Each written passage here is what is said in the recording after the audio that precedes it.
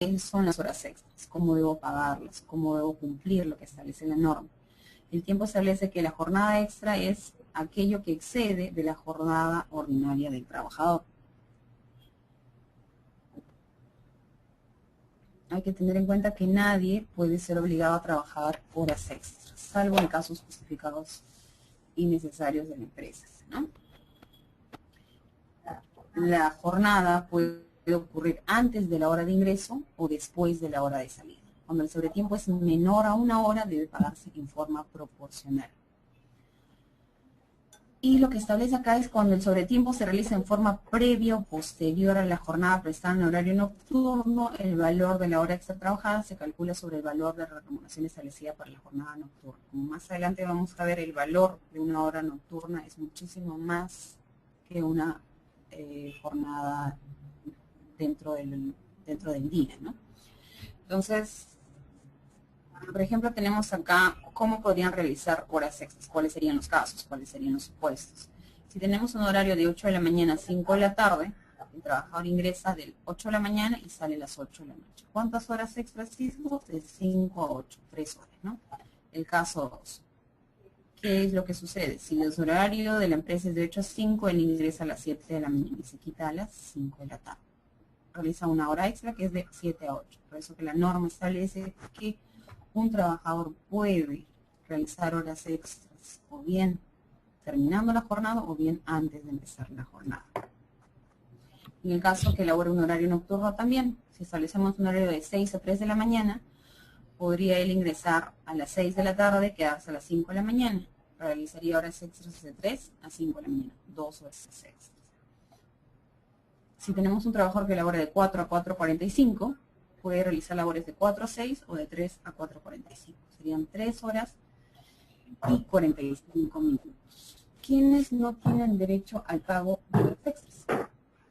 Está el personal de dirección, es decir, los gerentes, el personal no sujeto a fiscalización, el personal que labora en servicios intermitentes o el personal que labora en vigilancia. Esos trabajadores que tienen estas situaciones no tienen derecho al pago de horas extras.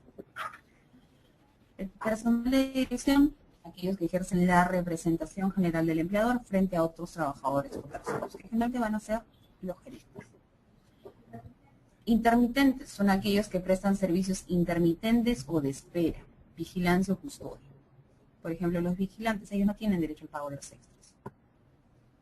Ellos de costumbre laboran de 7 de la mañana a 7 de la noche. Laboran generalmente 12 horas diarias. Entonces, ellos no tienen derecho al pago de los extras. Pero el hecho de que no tengan derecho al pago de horas extras tampoco es que ellos tengan que laborar 16 horas, ¿no? Por costumbre está establecido en un promedio de 12 horas diarias para los vigilantes.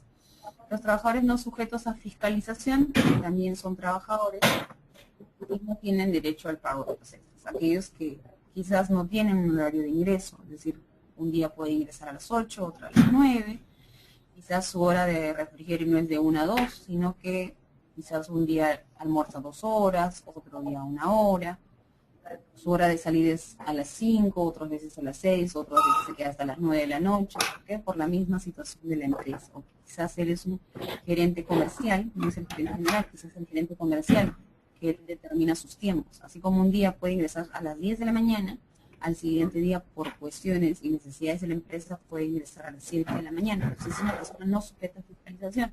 Y las personas que no están sujetas a fiscalización, que determinan su tiempo, no lo determina la empresa, ellos no tienen derecho al pago de horas extras. Luego tenemos la calificación. En el caso de los puestos de dirección o de confianza, es necesario que sean por escrito. Y en el caso que sean indebidamente calificados, porque yo también como empresa no puedo calificar que un trabajador es no sujeto a fiscalización, pero sin embargo él ingresa, marca sobre el ingreso, le digo que de 1 a 2 va a almorzar y que él se tiene que retirar mínimo a las 5. Entonces yo le estoy estableciendo un horario. En ese caso, al trabajador no es un personal no sujeto a fiscalización, sino todo lo contrario, es un personal sujeto a fiscalización, sino que muchas veces puedo darle esa calificación para no pagarle horas extras, pero hay que ver que esta de la calificación del personal de confianza o no de confianza tiene que ser debidamente sustentada y que sea real, ¿no? Si no, el trabajador podría ir a quejarse también al Ministerio de Trabajo. El pago de horas extras tienen una sobretasa. Las 2 primeras horas son 25% del valor hora y a partir de la tercera hora en adelante es 35%.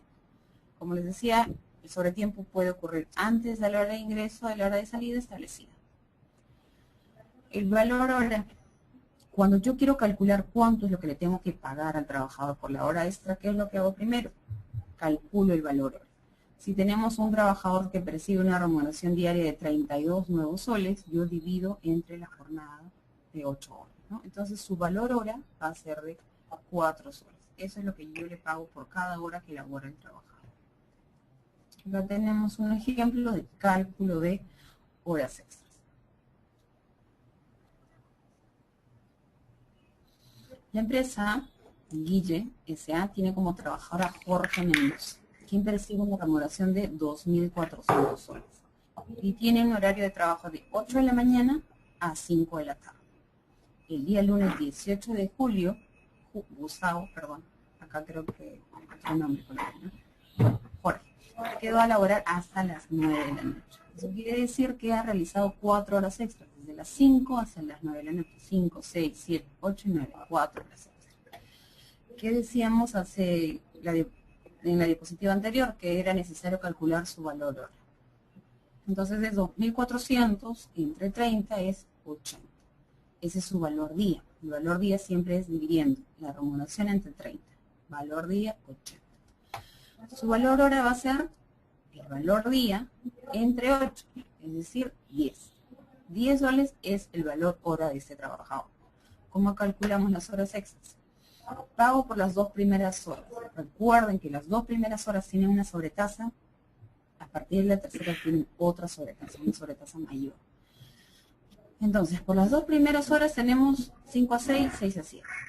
Va a ser 25% de su valor hora, que es 10, más 10, ¿no? Esta es por la primera hora. Por la segunda es 25% de 10 más 10. Serían 12.5 más 12.5.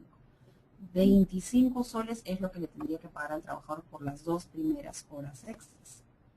Vemos que mientras que un trabajador está hasta las 5, yo le pago 10 soles por cada hora. Si se sigue quedando, el valor de esa hora del trabajador aumenta. Ya no es 10, sino vemos que es 12.5. 12.5. El valor que excede a la jornada siempre es un valor mayor. Entonces vemos que a las 6, cuando ya es más de las 5, le tenemos que pagar 12.5. Cuando ya es 6 a 7, 12.5. En total, por las 2 primeras horas serían 25. Pago por las siguientes horas, que a partir de la tercera hora tiene otra sobretasa mayor, 35%. 35% de 10 más 10, 35% de 10 más 10. Sería 13.5 más 13.5. Entonces, a partir de la tercera hora, ustedes pueden notar una diferencia, mientras que las 2 primeras me cuesta 12.5, 12.5, a partir de la tercera me cuesta 13.5, 13.5. Entonces, las otras 2 horas siguientes, porque recuerden que se queda de 5 a 9 de la noche, es 27. ¿Qué es lo que hago? Sumo estos 2 montos por ese día. Por ese día, 25 más 27 son 52. Quizás solamente él realizó horas extras el lunes, 18 de julio, solo un día. Ya podemos tener casos de trabajadores que elaboran horas extras más de un día, ¿no? Entonces, vemos que el pago a realizar es de 2.452 soles. El pago que le hago al trabajador por haber elaborado horas extras. La normativa te establece una opción para el pago de horas extras. Eso quiere decir que si un trabajador puede acordar compensar el trabajo prestado en sobretiempo, porque recuerden que si él se sigue quedando a partir de las 5, su valor hora aumenta. Ya no es 10, sino es 12.50. Lo que yo puedo hacer como empresa es decir, ok, tú esta vez te quedaste hasta las 9 de la noche. Acá vimos que Jorge se quedó hasta las 9 de la noche. ¿Qué le podemos decir a Jorge? Que el día siguiente, el lunes, realiza horas extras. Ok, Jorge, el día de mañana, martes, tú ya no ingresas a las 8 de la mañana, si no ingresas a las 12.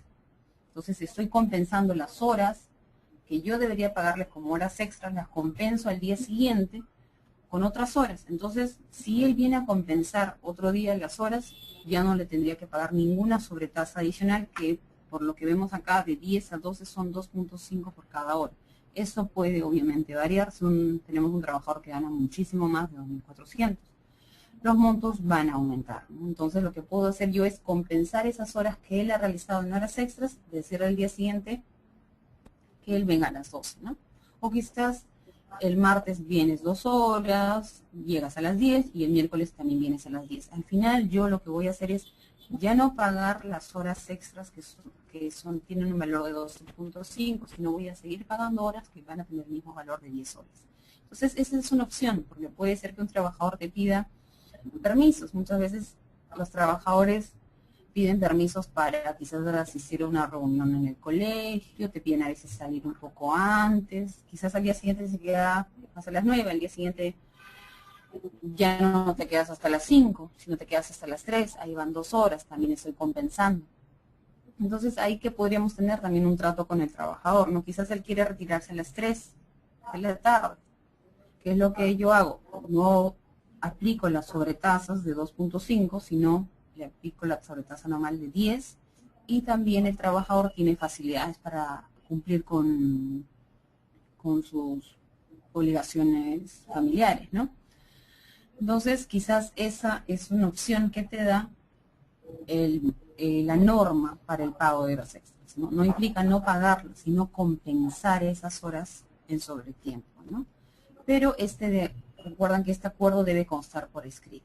El hecho de compensar horas extras y que le dé facilidades al trabajador también implica cumplir con una guía que ha sacado el Ministerio de Trabajo hace, creo que una semana, en el que ha establecido que las empresas deben cumplir con una guía de mejor trato a sus trabajadores para que ellos puedan tener una buena distribución entre el trabajo y la familia, ¿no? Entonces quizás esa sería una opción tanto para cumplir con obligaciones que establecen el Ministerio de Trabajo como también para yo ver lo de los costos laborales, ¿no? El de las horas extras. La obligación o otra formalidad que establece es que debe constar por escrito, debiendo realizarse la compensación dentro del mes calendario siguiente. O sea, máximo el mes calendario siguiente yo tendría que compensar esas horas, ¿no? Doctora Betty, Sí. tenemos Sí, aquí dígame. preguntas, doctora, no sé si lo puedo estar pasando o lo dejamos al Sí, final. sí, sí, Tenemos, no. Creo que vamos viendo y así podemos responder mejor y estar dentro de los temas, ¿no? sí, Luis nos pregunta, los trabajadores contratados bajo la modalidad de intermitente, ¿cómo se calcula la CTS? ¿Cuál sería la remuneración computable? Ya, el tema de la CTS todavía no lo estamos viendo. ¿Les parece si al final de ver el tema de la CTS respondemos la pregunta de... ¿Sí? ¿Podemos hacerlo? Entonces, lo dejamos esa Sí, porque pregunta. como todavía no estamos viendo CTS, sí, Bien, bien, mejor lo dejamos para que él cuando escuche todo el tema de CTS ya pueda quizás orientarse mejor para el cálculo, ¿no? bien. ¿Esa es la única consulta o tienes otras adicionales? Tengo otra consulta de José Luis que nos pregunta, la resolución 35 emitida por la Segunda Sala Civil de la Fiscalía Superior Mixta del Callao señala que la AF, no sé a qué se refiere con AF, se debe pagar de acuerdo a los días laborados con tener carácter y naturaleza renumerativa de acuerdo al artículo 3 del Decreto Supremo 03590-TR, nos pregunta doctora.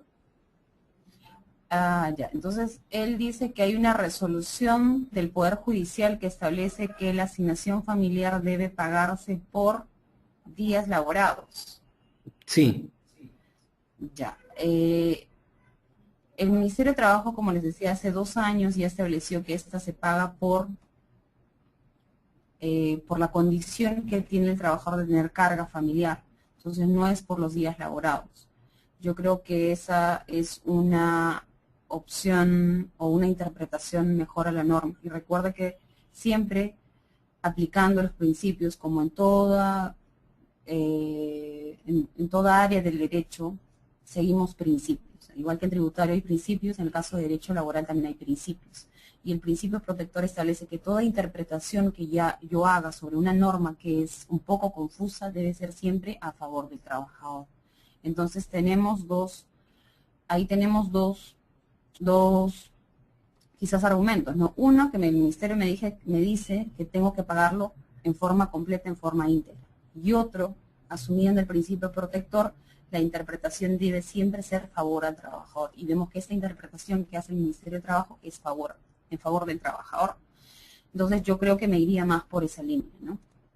De pagarle en función, no a los días, sino por la carga familiar de forma completa. Eso es lo que yo recomendaría para evitar contingencias laborales, ¿no? Porque si bien es cierto, un juez puede indicar algo, no todos los jueces lo van a decir, ¿no?